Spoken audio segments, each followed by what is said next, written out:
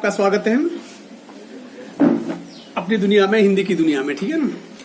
वैसे हम लोग जो पढ़ रहे हैं अभी इस दौरान, इस कालखंड में, सबसे बड़ी बात है कि ये कोरोना काल बहुत याद रहेगा। सदियों तक ये वीडियो, तुम्हारे मरने के बाद भी, मेरे मरने के बाद भी, ये वीडियो यूट्यूब पे हमेशा जिंदा रहेंगे। वो वक्त याद दिलाएगा कि यार कोरोना में एक दौर भी ऐसा था। आप अपने बच्चों को बताओगे कि यार एक दौर ऐसा भी था जब हम ऐसे पढ़ाई की थी हमने। यदि बाय द वे कोरोना से बच गए तो, और लगता तो ये कि अपन सब बच ही जाएंगे, क्योंकि अभी तक मरे नहीं, तो इसका मतलब ये सबूत है कि अपन बच जाएंगे, हम सर्वाइव कर जाएंगे। आज जो ये किताब आरो शेखर जोशी, आप देख सकते हो, ये सब उल्टा दिखाई देगा इसमें। शेखर जोशी की लिखी हुई एक कहानी है, और शेखर जोशी, शंकर जोशी नहीं, शेखर जोशी हिंदी साहित्य का एक अपनी अलग पहचान है, एक अलग उनका नाम है। थोड़ा इसे समझ लीजिए। ये इनकी जो कहानी है, गलता लोहा।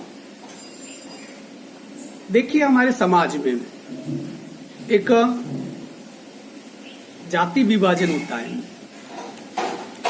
आप देखिए, जाति विभाजन के ऊपर बहुत सारा ये शोर मचा हुआ है काफी समय से, और आज के परिप्रेक्ष्य में तो बहुत ज्यादा है।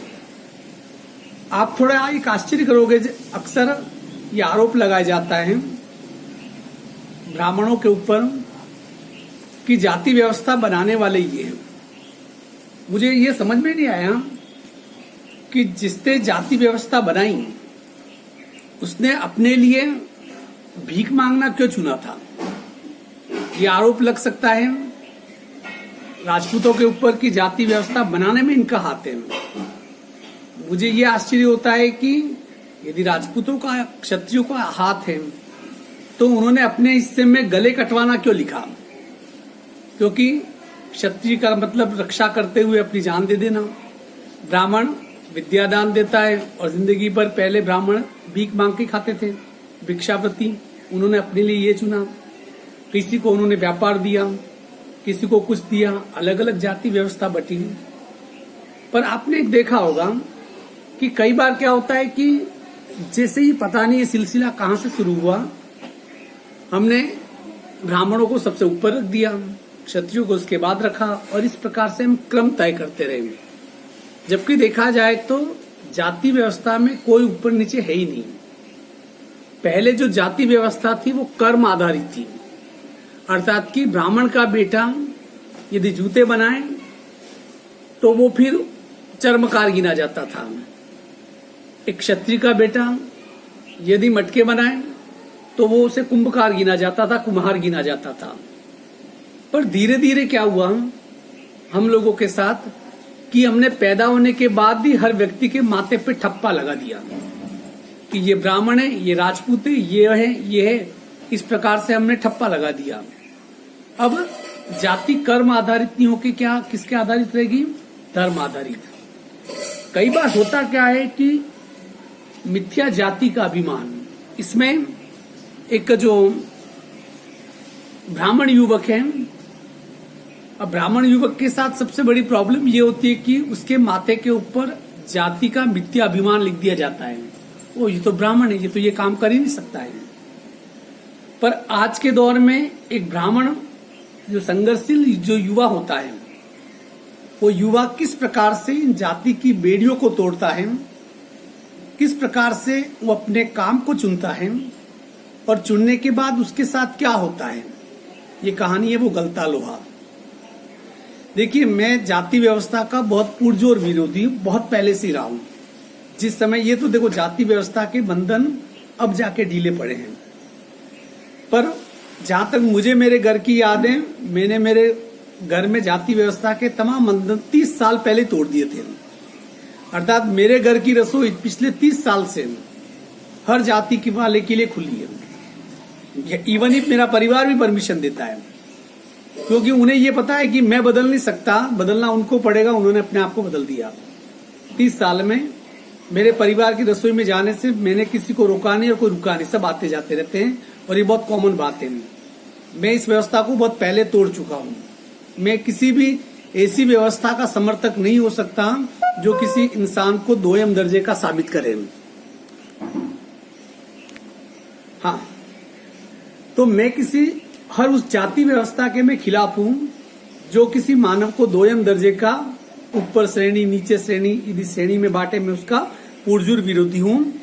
शेखर जोशी की ये जो कहानी है, ये कहानी व्यवस्था की इसी षड्यंत्र को, जाति व्यवस्था के उसी दुर्गुणों को क्या कर रही है, उजागर कर रही है। चलिए अपन इससे प्रारंभ करते हैं। लाइन टू लाइन में पढ़ता रहूंगा और आपके पास किताबें हैं तो ठीक है, नहीं है तो जब भी किताबें आएगी वीडियो चालू कर देना, ईयरफोन लगा देना, मैं पढ़ रहा हूं तो किताबों में पढ़ते रहना, चीज और बहुत ही क्या हो जाएगी, क्लियर हो जाएगी। पात्र है इसमें मोहन। मोहन के पैर अनायास ही शिल्पकार टोले की ओर मुड़ गए। उसके मन के किसी कोने में शायद धनराम लोहार के ऑफर की वह अनुगुण शेष थी जिसे वह पिछले 3-4 दिनों से दुकान की ओर जाते हुए दूर से सुनता रहा था। नियाई पर रखे लाल गर्म लोहे पर पड़ती हथौड़े की दबदब आवाज, ठंडे लोहे पर लगती चोट से उठता ठनकता स्वर और निशाना साधने से पहले खाली नियाई पर पड़ती हथौड़ी की खनक, जिन्हें वह दूर से ही पहचान सकता था। देखिए, इस पैराग्राफ में एक रेखा चित्र खींच डाला है। मानो रेखा चित्र का मतलब कि शब्दों को इस प्रकार से लिखा जाए कि वो दृश्य हमारी आंखों के सामने उपस्थित हो जाए। मोहन के पैर कहाँ, शिल्पकार जो लोहार होते हैं, जो लोहे का काम करते हैं, अचानक उसके पैर, कदम उस दिशा में मुड़ गए और उसके मन के किसी कोने में धनराम लोहार करके कोई है, उसने कोई ऑफर दिया होगा मोहन को। क्या ऑफर था, आगे ये चीज आ जाएगी। तो वो ऑफर जो उसने दिया था उसकी अनुगुंज, उसकी आवाज, उस ऑफर की आवाज, कोई प्रस्ताव रखा होगा, उस प्रस्ताव की आवाज मोहन के दिलो दिमाग में गूंज रही थी। और उसने देखा था उस लोहार के, वहां पर धनराम लोहार के यहाँ, जब लाल लाल लोहे के ऊपर, जब उसे लाल लोहे को तपता हुआ जब देखता है, वो दृश्य कुछ और होता है। उसके ऊपर जो लाल लोहे पर मार पड़ती है तो दब दब की आवाज आती है, लोहे की तरह बसता नहीं है। जब वही लोहा जब ठंडा हो जाए और उसके ऊपर जब हथौड़े से प्रहार किया जाए तो इसकी खनखनाती हुई आवाज आती है। ये सभी आवाजें कहीं न कहीं मोहन को क्या कर रही थी, उस शिल्पकार मोहल्ले की तरफ उसे खींच रही थी। लंबे बैट वाले हंसुए को लेकर वह घर से इस उद्देश्य से निकला था कि अपने खेतों के किनारे उगाई कांटेदार झाड़ियों को काट छाट कर साफ कर जाएगा। बूढ़े वंशीधर जी के बूते का अब यह सब काम नहीं रहा। यही क्या, जन्म भर जिस पुरोहिताई के बूते पर उन्होंने घर संसार चलाया था, वह भी अब वैसे कहाँ कर पाते थे। यजमान लोग उनकी निष्ठा और संयम के कारण ही उन पर श्रद्धा रखते हैं, लेकिन बुढ़ापे का जर्जर शरीर अब उतना कठिन श्रम और व्रत उपवास नहीं झेल पाता। सुबह सुबह जैसे उसे सहारा पाने की नीयत से उन्होंने गहरा निश्वास लेकर कहा था, अब लंबे बैट वाले हंसुआ, हंसुआ मतलब विशेष प्रकार का एक औजार होता है जिसे अपन दातड़ा कह सकते हो, या अपनी भाषा में क्या कहते हो, वो कूट को क्या कहते हो, और उससे जो काट छाट करने के लिए, तो वो हाथ में लेकर वो मोहन निकल गया। उसके दिमाग में पहले था कि खेत पर जाकर साफ सफाई करेगा। क्या करेगा, साफ सफाई करेगा खेत पे जाके। और साफ सफाई करने के बाद, परंतु उनके जो पिता थे बंशीधर जी, अब बूढ़े हो चुके थे। अब उनके बलबूते की ये बात नहीं थी, मतलब ये खेतों का काम वो कर नहीं सकते थे। जिंदगी भर पुरोहित रहे, पूजा पाठ करते रहे, व्रत उपवास करते रहे, पर उम्र इतनी ज्यादा हो चुकी थी कि वो उपवास भी नहीं कर सकते थे। लोगों की निष्ठाएं उनके ऊपर, पुरोहित के ऊपर अभी भी थी, परंतु शरीर उनका जर्जर हो चुका था। तो सुबह सुबह उन्होंने मोहन से कहा था, आज गणनाथ जाकर चंद्रदत्त जी के लिए रुद्री पाठ करना था। अब मुश्किल ही लग रहा है, यह 2 मील की सीधी चढ़ाई अब अपने बूते की नहीं, एकाएक ना भी नहीं कहा जा सकता, कुछ समझ भी नहीं आता। अब मोहन को सीधे तो कुछ कह नहीं सकते थे अपने बेटे को, इसलिए कहा कि किसी के वहां रुद्र पाठ करना है, पर वहां 2 किलोमीटर 2 मील चल के सीधी चढ़ाई पे अपने बलबूते की बात नहीं है। पर उस व्यक्ति को ना भी तो नहीं कह सकते हैं, मतलब कि पिता के मन में था कि मैं इसके सामने ये बात करूंगा तो मोहन ये कहेगा कि चलो मैं चला जाता हूं, पर मोहन उनका आशय न समझता हो, ऐसी बात नहीं। लेकिन पिता की तरह ऐसे अनुष्ठान कर पाने का न उसे अभ्यास ही है न वैसी गति। पिता की बातें सुनकर भी उसने उनका भार हल्का करने को कोई सुझाव नहीं दिया। जैसे हवा में बात कर दी गई हो वैसे ही अनुत्तरित रह गई हो। पिताजी की बातों का मतलब समझता था, पर मोहन को पता था कि पिता की तरह ये रुद्र पाठ करना, हवन करना उसके बस की बात नहीं थी और वो कर नहीं सकता था। इसलिए पिता की बात सुनकर क्या कर दिया उसने, अनसुना कर दिया, जैसे कि बात हवा में आ गई चली गई हो, अर्थात कि पिता की बात का जवाब नहीं दिया या उनका मन हल्का रखने के लिए उन्होंने ये भी नहीं कहा कि हाँ भाई मैं चला जाऊंगा यूं। पिता का भार हल्का करने के लिए वह खेतों की ओर चला था, लेकिन हसुए को दार पर हाथ फेरते हुए से लगा पूरी तरह कुंद हो चुकी है। तब उसने कहा कि चलो घर से निकल जाए, पिताजी को लगेगा छोरा कुछ काम कर रहा है। पर जैसे ही उसने वो देखा, उस हसुए को देखा, उसके ऊपर हाथ घुमाया तो उसने कहा कि इसकी धार मर गई है। मतलब ये कि उसके मन में खेत में काम करने की इच्छा बिल्कुल भी नहीं थी। धनराम अपने बाएं हाथ से धोकनी फूंकता हुआ दाएं हाथ से भट्टी में गर्म होने लोहे को उलट पुलट रहा था और मोहन भट्टी से दूर हटकर एक खाली कनिस्तर के ऊपर बैठा उसकी कारीगरी को पारखी निगाहों से देख रहा था। धनराम क्या कर रहा था, जो धोकनी होती है ना, अब पुराने जमाने में क्या होता था कि चमड़े से बनी हुई धोकनी होती थी, उसे जोर जोर से हिलाते थे तो वहां से जो हवा निकलती थी तो अंगारों को क्या करती थी, कोयले को और ज्यादा सुलगाती थी। और वो एक तरफ से धोकनी हिला रहा है, उससे अंगारे भट्टी सुलग रही है। उस भट्टी में जो लाल लाल लोहा है, दूसरे में वो लोहा जो डाला हुआ है उसे चिमटे से पकड़ के वो क्या कर रहा है, हिला डुला रहा है। और मोहन वही कोने में कनस्तर एक पीपे पे बैठा हुआ वो सब चीजें बड़ी पारखी नजरों से देख रहा है। मास्टर त्रिलोक सिंह तो अब गुजर गए होंगे, मोहन ने पूछा। मोहन बात कर रहा है उससे। ये दोनों अब अपने बचपन की दुनिया में लौट आए थे। धनराम की आंखों में एक चमक सी आ गई। वह बोला, मां साहब भी क्या आदमी थे लल्ला, अभी पिछले साल ही गुजरे। सच कहूं आखिरी दम तक उनकी छड़ी का डर लगा ही रहता था। किसी मास्टर की बात कर रहे थे तो धनराम ने कहा कि मास्टर भी क्या आदमी था, अभी तक उनकी छड़ी से डर लगता था। कई बार क्या होता है कि डर लगता है, और बचपन में जिस टीचर की हाथ की मार खाई हो ना, आप कितने भी बड़े हो जाओ और वो व्यक्ति कितना, आपका टीचर कितना भी बूढ़ा हो जाए, फिर भी आपको डर लगेगा उससे, क्योंकि वो मन में साइकोलॉजी बैठ जाती है। ये दोनों जब अपनी बचपन दोनों हो कर हंस दिए। कुछ क्षणों के लिए वे दोनों जैसे किसी बीती हुई दुनिया में लौट आए। अपने बीते हुए पुराने गुजरे कल को दोनों मोहन और धनराम दोनों मिलके क्या कर रहे थे, याद कर रहे थे। गोपाल सिंह की दुकान से हुक्के का आखिरी कस खींचकर त्रिलोक सिंह स्कूल की चार दीवारी में उतरते हैं। थोड़ी देर पहले तक धमा चौकड़ी मचाते, उठा पटक करते और बाज के पेड़ों की टहनी पे झूलते बच्चों को जैसे सांप सूंघ गया। कड़े स्वर में वो पूछते हैं, प्रार्थना कर ली तुम लोगों ने? और मार साहब भी ठीक थे, हुक्के का कस लगा के आ जाते थे। त्रिलोक सिंह जो मास्टर का नाम था। और ये सब, ये जब छोटे छोटे थे, मोहन और धनराम लोहा सब ये वो इधर उधर टहनियों पे झूला करते थे। पर जैसे ही मास्टर को देखते थे, अध्यापक को देखते थे, क्या होता था, उनका सांप सूंघ जाता था, मतलब डर के मारे। अभी टीचरों का इतना खौफ रहा नहीं। पहले जब टीचर जब किसी मोहल्ले से गुजर जाता था तो वहां बच्चों के नाम पे कर्फ्यू लग जाता था।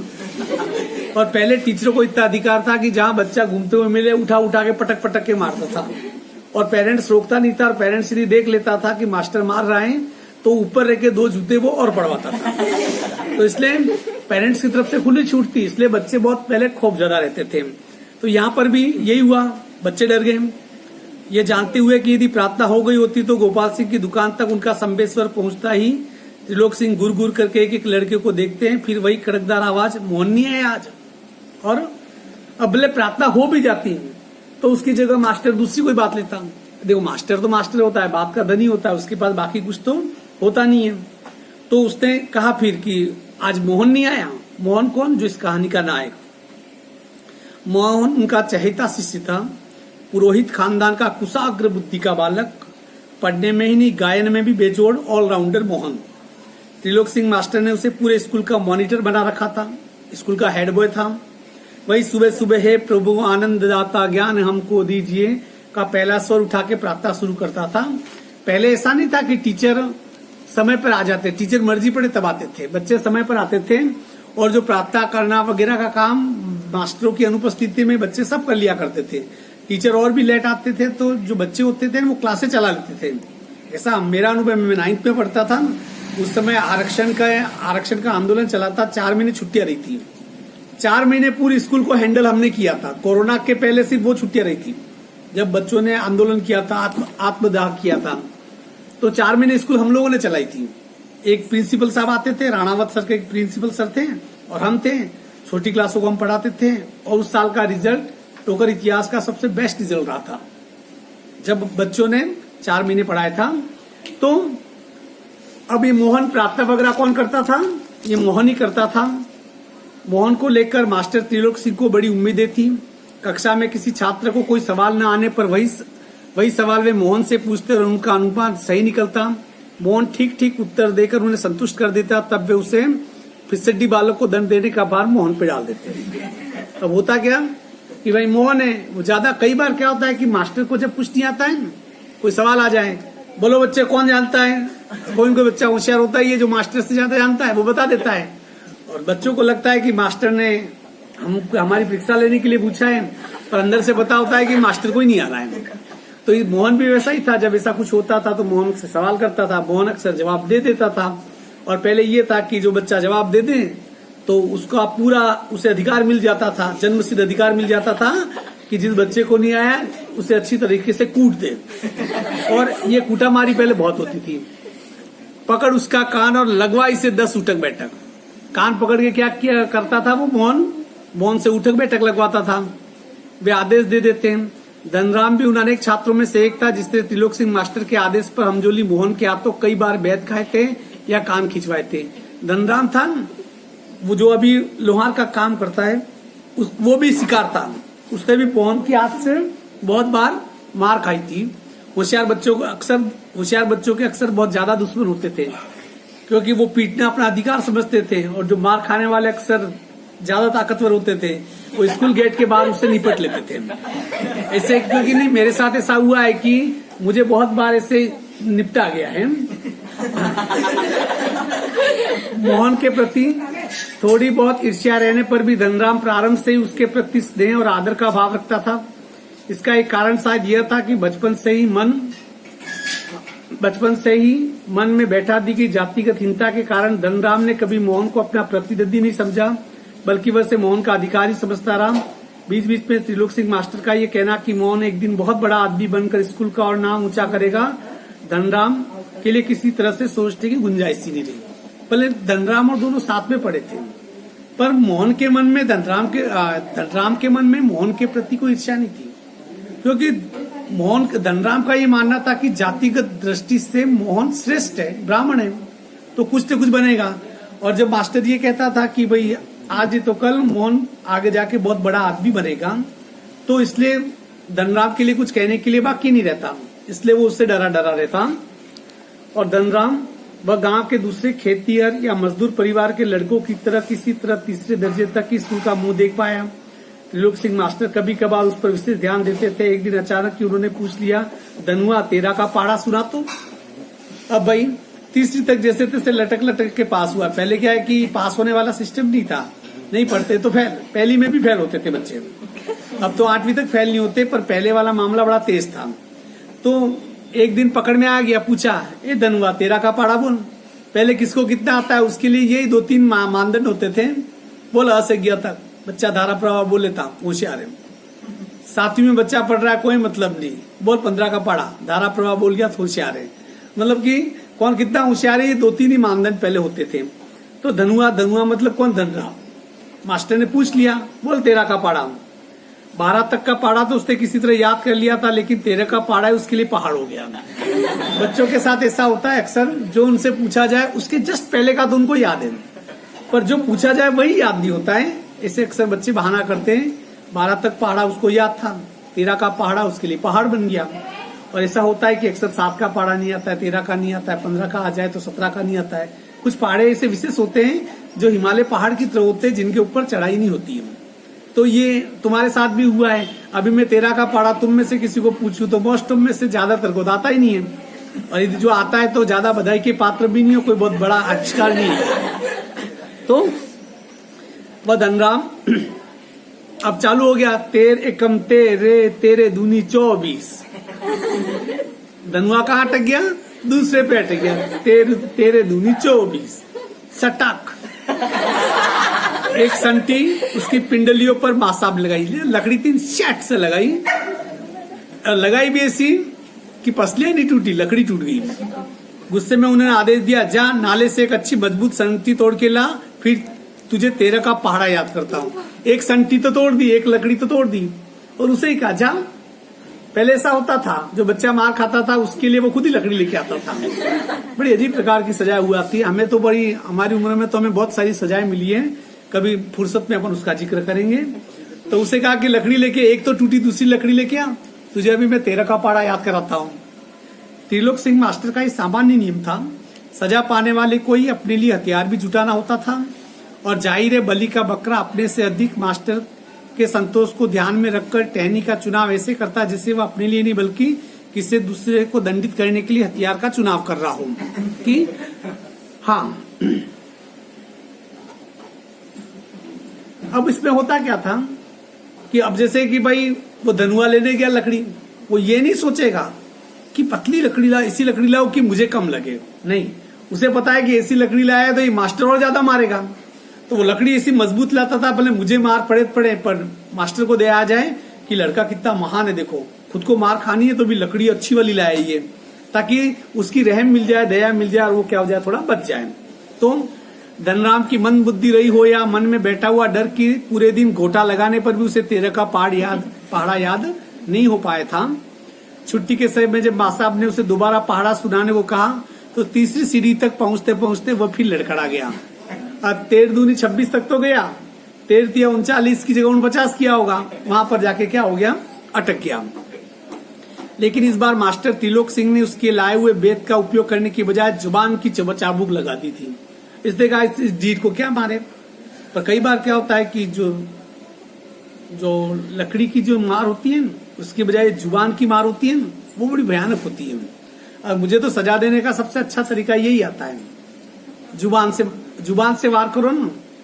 हाँ, तो लेकिन इस बार मास्टर त्रिलोक सिंह ने लाए हुए बेत का उपयोग करने की बजाय जुबान की चाबुक लगा दी थी।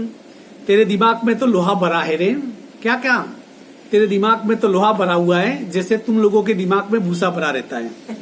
कभी आप दोपहर में बाहर मत निकलना, भूसा आग जल्दी पकड़ता है, ठीक है ना? तो तेरे दिमाग में तो लोहा भरा है रे, विद्या का ताप कहाँ लगेगा इसमें, क्या कहा, विद्या का ताप तो लगेगा ही नहीं, दिमाग की जगह क्या है, लोहा भरा है। अपने थैले से 5-6 दरातियां निकालकर उन्होंने धनराम को धार लगा लाने के लिए पकड़ा दी थी। पहले मास्टर रिश्वत लेते थे बहुत, और मास्टर पैसे नहीं लेते थे। इसने क्या किया, 2-4 दराती निकाली और धनराम को पकड़ा दी, ताकि धनराम डरा हुआ तो था, कल की मार से बचने के लिए वो दरातियों के ऊपर क्या करेगा, धार लगा के आ जाएगा। किताबों की विद्या का ताप लगाने की सामर्थ्य धनराम के पिता की नहीं थी। धनराम हाथ पैर चलाने लायक हुआ ही था कि बाप ने उसे धोखनी फूकने या सान लगाने के कामों में उलझाना शुरू कर दिया, और फिर धीरे धीरे हथौड़े से लेकर गन चलाने की विद्या सिखाने लगा। अब दिमाग तो था नहीं धनराम में, तो उसके पिता ने उसे क्या कर दिया, थोड़ा बड़ा हुआ काम पे सिखा दिया। कभी धोखने में वो धीरे धीरे क्या होने लगा था, वो प्रशिक्षित होने लगा था, ट्रेन होने लगा था। आगे है, यहाँ फर्क इतना ही था कि जहाँ मास्टर त्रिलोक सिंह उसे अपनी पसंद का बेत चुनने की छूट दे देते थे, वहाँ गंगाराम उसका चुनाव स्वयं करते थे, और जरा सी गलती होने पर छड़ बेत हत्ता जो भी हाथ लग जाता उसी से अपना प्रसाद दे देते थे। गंगाराम उनके पिताजी, मास्टर तो क्या करता था, जिस छड़ी से मार खाता था वो छड़ी चुनने की तो आजादी देते थे, पर यह गंगाराम के सामने कोई गलती हो जाती थी तो गंगाराम के हाथ में जो भी होता छुट्टा मार देते थे। ये उनकी अपनी आजादी थी, ये उनकी अपनी मौज थी। एक दिन गंगाराम अचानक चल बसे तो धनराम ने सहज भाव से उनकी विरासत संभाली, और पास पड़ोसी गांव वालों को याद नहीं रहा वे कब गंगाराम के ऑफर को धनराम का ऑफर कहने लगे। अब देखिए धीरे धीरे यहाँ देखिए कि गंगाराम की मृत्यु हो गई, और लोगों को गंगाराम की मृत्यु की कमी खली नहीं, क्योंकि वो धनराम पहले से उसका बेटा ट्रेंड हो चुका था। इसलिए कभी किसी को लगा ही नहीं कि गंगाराम गुजरा है, क्योंकि जो काम गांव वालों का पड़ता था उस पूरी विरासत किसने संभाल ली थी, धनराम ने संभाल ली थी। प्राइमरी स्कूल की सीमा लांघते ही मोहन ने छात्रवृत्ति प्राप्त कर त्रिलोक सिंह मास्टर की भविष्यवाणी को किसी हद तक सिद्ध कर दिया, तो साधारण हैसियत वाले यजमानों की पुरोहिताई करने वाले वंशीधर तिवारी का हौसला बढ़ गया, और वे भी अपने पुत्र को पढ़ा लिखा कर बड़ा आदमी बनाने का सपना देखने लगे। अब जैसे ही उसने प्राइमरी स्कूल की सीमा लांघी तो पहले स्कॉलरशिप मिलती थी होशियार बच्चों को, तो इससे छात्रवृत्ति मिल गई, अर्थात कि पैसे मिलते थे पढ़ने के भी उसे। अब जो वंशीधर पुरोहिताई का काम करते थे, अब उसके सपने भी ऊंची उड़ान लेने लगे। क्यों? क्योंकि उन्हें लगने लगा अब कि मेरा बेटा वाकई कुछ कर सकता है। पीढ़ियों से चले आए पैतृक धंधे ने उन्हें निराश कर दिया था। दान दक्षिणा के बूते पर वे किसी तरह परिवार का आधा पेट भर पाते थे। क्योंकि होना तो ये चाहिए कि बंसीधर का जो बेटा मोहन है उसे क्या काम करना था, पुरोहिताई का। परंतु बंसीधर को पता था कि दान दक्षिणा तो आधी नहीं मिलती है, देते ही नहीं है लोग। भिक्षा कब तक मांग के काम चलाए। ये सब चीजें, इसलिए उन चीजों से धीरे धीरे क्या करने लगा, अपने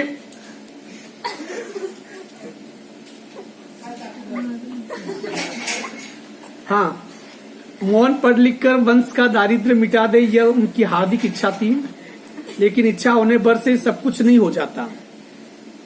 अब मोहन पुरोहित का काम करते हुए उस परिवार की गरीबी मिटा नहीं सकता था। उसके लिए कुछ उसे क्या करना था, उसे अतिरिक्त करने की जरूरत पड़ने वाली थी। तो यहां पर देखिए,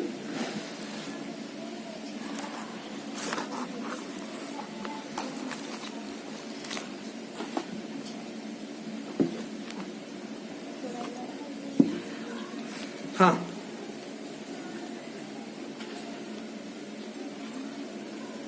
लेकिन इच्छा होने भर से सब कुछ नहीं हो जाता। आगे की पढ़ाई के लिए जो स्कूल था वह गांव से 4 मील दूर था। 2 मील की चढ़ाई के अलावा बरसात के मौसम में रास्ते में पड़ने वाली नदी की समस्या अलग थी। तो बंसीधर ने हिम्मत नहीं हारी और लड़के का नाम स्कूल में लिखा दिया।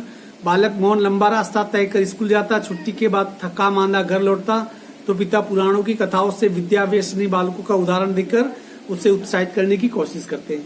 पर गांव में स्कूल थी नहीं प्राइमरी के बाद, तो उसे 2 मील दूर, लगभग 3-4 किलोमीटर दूर नदी नालों को पार करके जाना पड़ता था। पर पिता ने हिम्मत नहीं हारी, मोहन का दाखिला करवा दिया। और वो बेचारा बच्चा रोज जाता, 2 मील जाना 2 मील आना, मतलब 3-4 किलोमीटर पैदल जाना वापस आना। बच्चा थक जाता।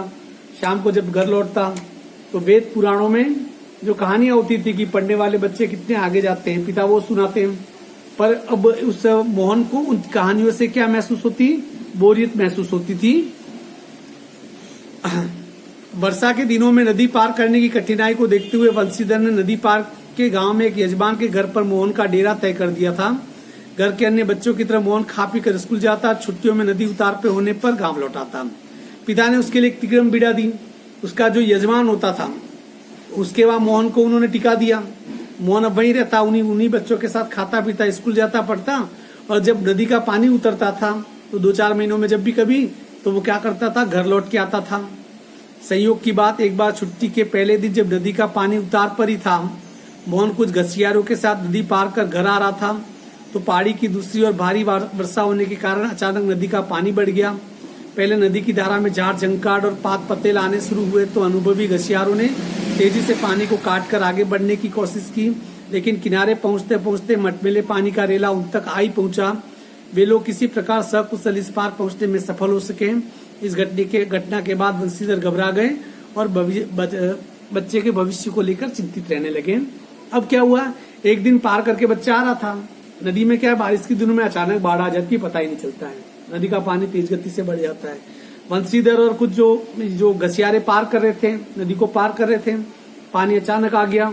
मटमेला पानी, धूल वाला पानी, उसमें क्योंकि बारिश का नया पानी हमेशा गंदा ही होता है। वो निकले, कोशिश करे, तब तक भी वो पूरी तरह से क्या हो चुके थे, वो भीग चुके थे। ठीक है ना। और इस घटना के बाद बंसीधर डर गया अपने बेटे को लेकर कि पानी ज्यादा आ जाता और बीच नदी में होते तो उनका बेटा क्या हो जाता, बह जाता। बिरादरी के एक संपन्न परिवार का युवक रमेश उन दिनों लखनऊ से छुट्टियों में गांव आया था। बातों बातों में बंसीधर ने मोहन की पढ़ाई के संबंध में उससे अपनी चिंता प्रकट की तो उसने न केवल अपनी सहानुभूति जतलाई बल्कि उन्हें सुझाव दिया कि मोहन को उसके साथ ही लखनऊ भेज दें। घर में जहाँ 4 प्राणी है, एक और बढ़ जाने से कोई अंतर नहीं पड़ता, बल्कि बड़े शहर में रहकर वह अच्छी तरह पढ़ लिख सकेगा। उनकी बिरादरी का, पुरोहितों का कोई संपन्न परिवार का कोई एक बार लखनऊ से छुट्टियां मनाने आया। उन्होंने राय दी कि मोहन को क्या करें, लखनऊ भेज दें, क्योंकि बच्चा इतना नदी नालों में उतर के पढ़ने जाएगा तो कहीं बह जाएगा, खतरा था। और बड़े शहर में रहेगा तो और ज्यादा अच्छे से वो क्या करेगा, पढ़ाई कर लेगा। बंसीधर को जैसे ही रमेश के रूप में साक्षात भगवान मिल गए, उनकी आंखों में पानी छलछलाने लगा। भरे गले से वे केवल इतना ही कह पाए कि बिरादरी का यही सहारा होता है। उसने जो रमेश है, जो उनके अपनी कुटुंब का था, समाज का था, बंसीधर की आंखें छलछलाई। वो कह रहे बिरादरी यही काम आती है ताकि उसके बेटे का कल्याण हो जाएगा। छुट्टियां शेष होने पर रमेश वापस लौटा तो माँ बाप और अपने गांव की दुनिया से बिछुड़कर सहमा सहमा सा मोहन भी उसके साथ लखनऊ आ पहुंचा। मोहन अब कहाँ पहुंच गया? लखनऊ। अब मोहन की जिंदगी का एक नया अध्याय शुरू हुआ। घर की दोनों महिलाएं जिन्हें वह चाची और भाभी कहकर पुकारता था का हाथ बटाने के अलावा धीरे धीरे वह मोहल्ले की सभी चाचियों और भाभीयों के लिए कामकाज में हाथ बटाने का साधन बन गया। और जिस घर में कोई बच्चा रहे वो फ्री तो रहेगा नहीं। बच्चे के मन में आता है कि घर बार का कुछ काम धाम कर दूं ताकि ये भी हो जाए कि इनकी निगाहों में मैं खटकूं नहीं, ये भी हो जाए। तो इसलिए वो क्या करने लगा, घर में मेहनत करने लगा। इन सभी चाची और भाभी, किसी को चाची बनाया, किसी को भाभी बनाया। और धीरे धीरे मोहल्ले में जितनी भी चाची भाभियां थी सब उससे क्या करवाने लगे, काम करवाने लगे। मोहन थोड़ा दही तो लिया बाजार से, मोहन एक कपड़े धोबी को तो दिया, मोहन 1 किलो आलू तो ला दे। मतलब अलग अलग प्रकार के सब क्या करते थे, उससे काम बताते थे। औसत दफ्तरी बड़े बाबू की हैसियत वाले रमेश के लिए मोहन को अपना भाई बिरादर बतलाना अपने सम्मान के विरुद्ध जान पड़ता था और उसे घरेलू नौकर से अधिक हैसियत वही नहीं देता था। जिस घर में गया था वो व्यक्ति बहुत संपन्न व्यक्ति था और हाँ, अब चूंकि जिस घर में वो गया था वो घर बहुत संपन्न घर था, ऊंचे बाबू थे। अब वहां पर मोहन को ये हमारी बिरादरी का है ऐसा कह नहीं सकते थे, इसलिए उसे क्या उसके घर में उसकी औकात क्या बताई सबको, नौकर है, उनका घरेलू नौकर है। अर्थात कि मोहन जो उनकी बिरादरी का था, उनके समकक्ष का था, वो वहां जाके क्या बन गया, एक प्रकार से नौकर बना दिया उसे। इस बात को मोहन भी समझने लगा था। थोड़ी बहुत हीला हवाली करने के बाद रमेश ने निकट के एक साधारण से स्कूल में उसका नाम लिखवा दिया। लेकिन एकदम नए वातावरण, रात दिन के काम के बोझ के कारण गांव का वो मेधावी छात्र शहर के स्कूली जीवन में अपनी कोई पहचान नहीं बना पाया। गांव में बहुत ही टैलेंटेड था, पूरे दिन काम करता था, पूरे मोहल्ले का, घर का, और उस स्कूल में नया माहौल था। होशियार बच्चा वहां जाके अपनी पहचान नहीं बना पाया, मतलब धीरे धीरे कमजोर हो गया। उसका जीवन एक बदी बधाई लीक पर चलता रहा। साल में एक बार गर्मियों की छुट्टियों में गांव जाने का मौका भी तब मिलता जब रमेश या उसके घर का कोई प्राणी गांव जाने वाला होता, वरना उन छुट्टियों को भी अगले दर्जे की तैयारी के नाम पर उसे शहर में ही गुजार देना पड़ता। अब हर छुट्टियों में गांव जाने का मौका नहीं मिलता। कोई उस रमेश के परिवार का कोई व्यक्ति यदि उनके गांव जा रहा होता तो उसको ले जाते। किसी साल नहीं जा पाए तो उसको अगले दर्जे की तैयारी के हिसाब से बहाना बना के उसे शहर में, लखनऊ में रोक दिया जाता था, मतलब उसे गांव जाने नहीं मिलता था। अब अगले दर्जे की तैयारी तो बहाना बढ़ती, सवाल रमेश और उसकी गृहस्थी की सुविधा असुविधा का था। मोहन ने परिस्थितियों से समझौता कर लिया था क्योंकि कोई चारा भी नहीं था। घर वालों को अपनी वास्तविक स्थिति बतलाकर वह दुखी नहीं करना चाहता था। बंसीधर उनके सुनहरे भविष्य के सपने देख रहा था। अब हुआ क्या, घर वालों को ये बात बता गई कि मैं तो नौकर बन के रह गया हूं, तो वो कुछ ज्यादा बता नहीं सकता था, नहीं तो घर वालों को दुख होता। अब अपनी स्थिति बता नहीं, और उधर बंसीधर सपने देख रहा था कि बेटा लखनऊ में पढ़ रहा है तो कहीं की कुछ तो वो जरूर बनेगा। अब ये अपने पिता के उन सपनों को तोड़ नहीं सकता था। अब आगे देखिए, 8वीं कक्षा की पढ़ाई समाप्त कर छुट्टियों में मोहन गांव आया हुआ था। जब वो लौटकर लखनऊ पहुंचा तो उसने अनुभव किया कि रमेश के परिवार के सभी लोग जैसे उसके आगे की पढ़ाई के पक्ष में नहीं थे। अब 8वीं तक तो पढ़ लिया था। जब वापस वो लखनऊ पहुंचा उसने देखा कि रमेश के घर वाले तो 8वीं से ज्यादा उसे पढ़ाने के मूड में थे नहीं। बात घूम फिर कर जिस ओर से उठती उसी मुद्दे पर जाकर खत्म हो जाती कि हजारों लाखों BA MA मारे बेकार फिर रहे हैं, ऐसी पढ़ाई से तो अच्छा है आदमी कोई हाथ का काम सीख ले। रमेश ने अपने किसी परिचित के प्रभाव से उसे एक तकनीकी स्कूल में भर्ती करा दिया। मोहन की दिनचर्या में कोई विशेष अंतर नहीं आया। अब उसे क्या करें, आगे पढ़ाओ तो MA BA कर भी देगा तो काम सब बेरोजगार घूम रहे, इसलिए उसे कुछ टेक्निकली काम, उसे एक तकनीक की शिक्षा के लिए किसी दूसरी स्कूल में दाखिला दे दिया, ये औजार वगैरह बनाने उसके काम में। रमेश वहां चला गया, पढ़ाई उसकी छूट गई। अब मोहन की दिनचर्या में कोई विशेष अंतर नहीं आया था। वह पहले की तरह स्कूल और घरेलू कामकाज में व्यस्त रहता। धीरे धीरे 1.5-2 वर्ष का ये समय भी बीत गया और मोहन अपने पैरों पर खड़ा होने के लिए कारखानों और फैक्ट्रियों के क्या करने लगा, वो चक्कर लगाने लगा। अब वो धीरे धीरे वो काम सीख गया। अब अपने, और उसके बाद जब काम सीख गया तो अपने पैरों पे खड़ा होने के लिए कारखानों के चक्कर लगाने लगा कि कहीं कुछ काम मिल जाए। बंसीधर से जब कोई मोहन के विषय में पूछता तो वे उत्साह के साथ उसकी पढ़ाई की बाबत बताने लगते और मन ही मन उनको विश्वास था कि एक दिन बड़ा अफसर बनकर लौटेगा। लेकिन जब उनकी वास्तविकता का ज्ञान हुआ तो न सिर्फ गहरा दुख बल्कि वे लोगों को अपने स्वप्न भंग की जानकारी देने का साहस नहीं जुटा पाए। वंशीधर को लगता था कि बेटा मेरा बड़ा नाम करेगा, पर उसे जब स्थिति पता चली कि ये तो 8वीं तक ही पढ़ा है, बाकी तो ये लोहारों वाला काम कर रहा है, ये काम कर रहा है, तो उसके स्वप्न टूट गए। और स्वप्न भंग हुआ तो उसके बारे में भी तो लोगों को नहीं बता सकता था। जो दुख उसके मन के अंदर था वंशीधर के, वो उसके मन में ही रहा। धनराम ने भी एक दिन उससे मोहन के बारे में पूछा था। धनराम मतलब उसका दोस्त। घास का एक तिनका तोड़कर दांत खोदते हुए उन्होंने बताया था कि उसकी सेक्रेटेरिएट में नियुक्ति हो गई और शीघ्र विभागीय परीक्षा देकर वो बड़े पद पर पहुंच जाएगा। ये झूठ बोल रहा था उसका पिता, क्योंकि पिता कभी भी नहीं चाहता है कि उसके बेटे का क्या हो, अपमान हो। धनराम को त्रिलोक सिंह मास्टर की भविष्यवाणी पर पूरा यकीन था। ऐसा होना ही था, उसने सोचा। दांतों के बीच में तिनका दबाकर असत्य भाषण का दोस्त लगने का संतोष लेकर वंशीधर आगे बढ़ गया। धनराम के शब्द मोहन लला बचपन से ही बैठो सर, खाट पे बैठ जा, सर कुर्सी दे, तू खाट पे बैठ जा, बच्चे आ रहे हैं। कहानी का क्लाइमेक्स आप भी सुन ले। पैदल आए 11 बज गई। वास्तविकता का ज्ञान। अब देखिए, वो झूठ बोल गया। धनराम ने पूछा तो उसने क्या कहा, झूठ क्यों बोला, और तिनका दबाते हुए, ताकि झूठ बोलना उसका छिप जाए। और जब उसका झूठ कारगर हुआ तो जो धनराम था उसने मान लिया कि मास्टर त्रिलोकनाथ की भविष्यवाणी क्या होगी, कभी गलती हो सकती है, और ये जो मोहन है बहुत बड़ा आदमी बनेगा। त्रिलोक सिंह मास्टर की बातों के साथ साथ बचपन से लेकर अब तक के जीवन के कई प्रसंगों पर मोहन धनराम बातें करते थे। धनराम ने मोहन के हसुए के फाल को बेत से निकालकर भट्टी में तपाया और मन लगाकर उसकी धार गढ़ दी। गर्म लोहे को हवा में ठंडा होने में काफी समय लग गया था। धनराम ने उसे वापस बेत पहनाकर मोहन को लौटाते हुए जैसे अपनी भूल चूक के लिए माफी मांगी हो। और जो मोहन लेके आया था, वो हसुआ लेके आया था, उसकी वो लकड़ी का हत्था निकाल के उसकी धार बना दी और वापस उसमें डाल के दे दी। और इस दौरान जब काम चल रहा था, दोनों दोस्त अपने बचपन की बातों को याद कर रहे थे। बेचारे पंडित जी को तो फुर्सत नहीं रहती, लेकिन किसी के हाथ भिजवा देते तो मैं तत्काल बना देता। मोहन ने उत्तर में कुछ नहीं कहा, लेकिन हसुए को हाथ में लेकर वह फिर वहीं बैठा रहा, जैसे उसे वापस जाने की कोई जल्दी न थी।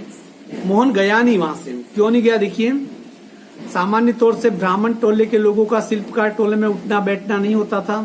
किसी कामकाज के सिलसिले में यदि शिल्पकार टोले में आना ही पड़ता तो खड़े खड़े बातचीत निपटा ली जाती थी। ब्राह्मण टोले के लोगों को बैठने के लिए कहना भी उनकी मर्यादा के विरुद्ध समझा जाता था। पिछले कुछ वर्षों से शहर में जा रहने के बावजूद मोहन गांव की मान्यताओं से अपरिचित हो, ऐसा संभव नहीं था। धनराम मन ही मन उसके व्यवहार से असमंजस में पड़ा था, लेकिन प्रकट में उसने कुछ नहीं कहा, अपना काम करता रहा। वैसे ब्राह्मण मोहल्ले का कोई भी व्यक्ति कोई ब्राह्मण शिल्पकार मोहल्ले में जाता नहीं था, क्योंकि अपने अपनी पहले की बिरादरियां थी, जो समाज थे वो बटे हुए थे। और कोई शिल्पकार मोहल्ले का व्यक्ति किसी ब्राह्मण को अपने घर पे बैठने के लिए भी नहीं कहता था। क्यों? क्योंकि वो ब्राह्मण था, बैठने के लिए कहेंगे तो मर्यादा के खिलाफ हो जाएगा। और कोई वायदे में आ भी जाता था ब्राह्मण, तो शिल्पकार मोहल्ले में तो खड़े खड़े ही बात करता था, वो बैठता भी नहीं था। और धनीराम सोच रहा था कि ये सब बातें मोहन को पता नहीं, वो मान नहीं सकता है, भले वो लखनऊ जाके आए, पर गांव की अपनी कुछ मान्यताएं होती है अलग अलग जातियों की, ये इसलिए वो मन में असमंजस में पड़ गया। आखिर वजह क्या है, ये रुका क्यों है? लोहे की एक मोटी छड़ को भट्टी में गलाकर धनराम गोलाई में मोड़ने की कोशिश कर रहा था। एक हाथ से संडेसी पकड़कर जब वह दूसरे हाथ से हथौड़े को चोट मारता तो न्याय पर ठीक गांठ में सिरा न फंसने के कारण लोहा उचित ढंग से मुड़ नहीं पा रहा था। मोहन कुछ देर तक उसे काम करते हुए देखता रहा। फिर जैसे अपना संकोच त्याग कर उसने दूसरी पकड़ से लोहे को स्थिर कर लिया और धनराम के हाथ से हथौड़ा लेकर नपी तुली चोट मारते अभ्यस्त हाथों से धोखनी फूंक कर लोहे को दोबारा भट्टी में गर्म करते और फिर न्याय पर रख के उसे ठोकते पीटते सुगड़ गोले का रूप दे डाला है। एक मोटी छड़ थी, मोटी छड़ को गोलाकार छड़ में बदलना था। अब मोटी छड़ को यूं हाथ से पकड़ के गोले में नहीं बदल सकते। पहले उस छड़ को क्या करते हैं, गर्म करते, फिर चिमटे से पकड़ते धीरे धीरे मारते हुए जब वो गर्म हो जाए, लाल हो जाए लोहा, तब उसे क्या घेरा बना देते हैं। पर ये काम धनराम से हो नहीं रहा था। धनराम से ये जब काम हुआ नहीं तो मोहन उसको देख रहा था। चूंकि मोहन तो ये काम सीख के आया था, तो उसने उसको वापस उस लोहे को गर्म किया, संडासी से पकड़ा और अभ्यस्त हाथों से हथौड़ी से क्या करने लगा, धीरे धीरे धीरे उसे गोल करने लगा और थोड़ी देर में उस लोहे की छड़ को उसने क्या कर दिया, बिल्कुल गोल कर दिया। मोहन का यह हस्तक्षेप इतनी फुर्ती और आकस्मिक ढंग से हुआ था कि धनराम को चूक का मौका नहीं मिला। मोहन कुछ कहता और धनराम कुछ कहता उसके पहले ही मोहन ने ये काम सब इतना तेज गति से कर दिया, क्योंकि अभ्यस्त था, आदि था। एक ब्राह्मण का लड़का ये भी काम कर सकता है। धनराम चौंक गया। बाबा मोहन की ओर देखता रहा। उसे मोहन की कारीगरी पर उतना आश्चर्य नहीं हुआ जितना पुरोहित खानदान के एक युवक का इस तरह के काम में उसकी भट्टी पर बैठकर हाथ डालने पर हुआ था। वह संकीर्ण दृष्टि से इधर उधर देखने लगा। उसे ये नहीं कि मोहन ने काम कर दिया, उसे आश्चर्य किस बात पर हुआ कि ब्राह्मण कुल का, एक ऊंचे कुल का एक लड़का किसी लोहार के घर पे बैठकर, किसी शिल्पकार के घर पे बैठकर बड़ी तल्लीनता के साथ ये काम कर कैसे सकता है। वो इधर उधर देखने लगा कि किसी ने देख तो नहीं लिया, देख लेगा तो क्या होगा, विपत्ति आ जाएगी धनराम के ऊपर भी और मोहन के ऊपर भी, क्योंकि अपनी अपनी जातिगत मान्यताएं थी। धनराम की संकोच, असमंजस और धर्म संकट की स्थिति से उदासीन मोहन संतुष्ट भाव से अपने लोहे के छल्ले की त्रुटीन गोलाई को जांच रहा था। उसने धनराम की अपनी कारीगरी की स्वीकृति पाने की मुद्रा में देखा। उसकी आंखों में एक सर्जक की चमक थी जिसमें न स्पर्धा थी न किसी प्रकार की हार जीत का भाव। और जब उसने पूरा वो गोला बना दिया तो वो उस गोले को ध्यान से देखने लगा कि कहीं त्रुटि तो नहीं हुई। और उसने उस गोले को किसके सामने कर दिया, उस धनराम के सामने कर दिया। और उदासीन आंखें थी किसकी, मोहन की, क्योंकि मोहन उसकी आंखों से ये जानना चाहता था कि जो वो काम किया उसने परफेक्ट किया या नहीं किया। उसकी आंखों में एक सर्जक की चमक थी। वो उसकी कोई प्रतिस्पर्धा नहीं थी धनराम से, पर उसके आंखों में एक ही चमक थी कि जो काम मोहन ने, जो धनराम नहीं कर सका, वो काम कौन किसने कर लिया, मोहन ने कर दिया। कहानी क्या संदेश देती है? कहानी सिर्फ एक छोटा सा संदेश ये देती है कि ये मायने नहीं रखता है कि आपका धर्म क्या है, मायने ये रखता है कि आपका कर्म क्या है। क्योंकि देखिए आज के इस दौर में, आज का जो समय है, दुनिया में जितने भी बच्चे पढ़ रहे हैं सिर्फ 1% के सरकारी नौकरी लगेगी। कितनी? आप देखिए अपने सिस्टम, अपनी व्यवस्था की सड़ान देखिए, 100 में से 1 बच्चे की नौकरी लगती है। और ये पूरा जो सिस्टम है ना, हमारा एजुकेशन सिस्टम है ना, उस 1% व्यक्ति को बाबू या मास्टर या वैज्ञानिक या कुछ बनाने के लिए पूरा जो सिस्टम है उस 1% बच्चे के लिए ही है। जो पूरी शिक्षा व्यवस्था है ना, वो 1% बच्चे को देखकर ही बनाई गई है। 99% वे बच्चे जिनकी कभी सरकारी नौकरी नहीं लगेगी, उनके साथ कुछ भी नहीं है। आप देखिए 99% बच्चे सिर्फ ये कि किताबें उनके लिए बोझ होती हैं और वो किताबों में अपने जीवन के 15 से 20 साल वो खपा देते हैं, पर उसके बाद उन्हें रोजगार नहीं मिलता है। एक कुम्हार का बच्चा, अब आने वाले समय में देखना कि हमारे यहाँ ये कुम्हार नहीं मिलेंगे, मटके बनाने वाले, आने वाले समय में टेलर नहीं मिलेंगे, सीने वाले, ये जो काम करने वाले हैं। अभी भी देखो जो पुराने जो खेती करने वाले थे, पुराने लोग वही करते हैं। नए किसी बच्चे को आपने पैंट और जीन्स वगैरह पहन के, अच्छा टी शर्ट वगैरह देख के किसी नए युवक को आपने खेतों में हल चलाते हुए नहीं देखा होगा। ये सिस्टम की सदान दे। तो यहाँ पर गलता लोहा शीर्षक क्यों दिया गया है? गलता लोहा सिर्फ शीर्षक इसलिए दिया गया है कि वक्त के साथ साथ, जैसे कि गर्म आंच से लोहा भी गलता है और इस बदलते वक्त के साथ साथ जातियों का जो लोहा जमा हुआ, ठंडा लोहा, वो भी धीरे धीरे क्या होगा, गलेगा। आने वाले समय में जाति मायने नहीं रखेगी, सिर्फ कर्म मायने रखेंगे, कौन किस प्रकार से काम कर सकता है। ठीक है ना? आज के लिए इतना ही काफी है। चलिए।